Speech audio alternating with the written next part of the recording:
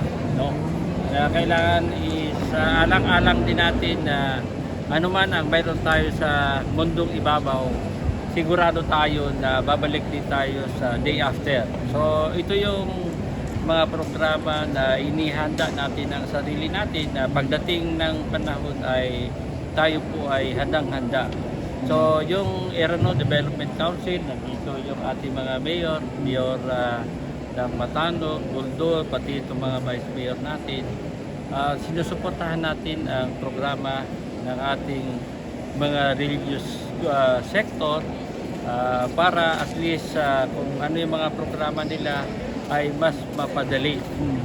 Ito yung gobyerno na kailangan tayo ay sama-sama at nagbibigay.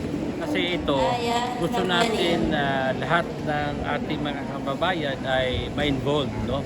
So, una dito sa munisipyo na Parang para yung ating mga kababayan na gustong makasaksi. So, meron tayong programa na dadali na itong programa doon sa Buldol. After doon, dadali naman natin sa Barira at dadali natin sa Matanog para lahat sila ay ma-involve sa mga programa natin.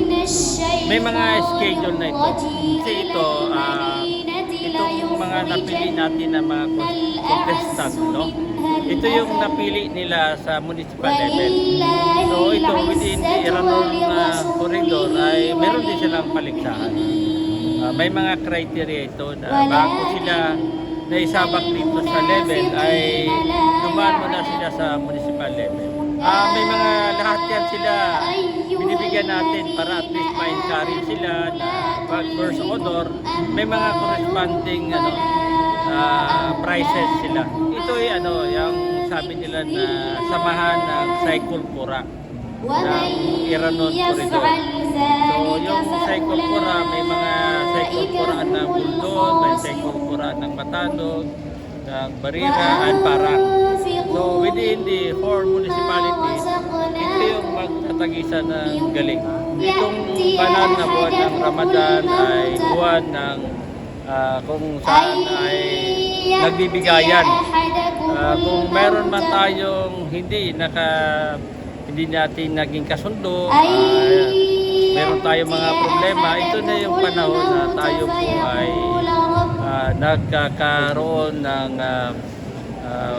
pagbibigay ng pasensya, pagtanggap din natin sa kamag-anak natin na humingi ng pasensya. Malaking pahala yun sa atin. Tulad nung binigay na ustad na kahalaga ng pagmamahal sa magulang.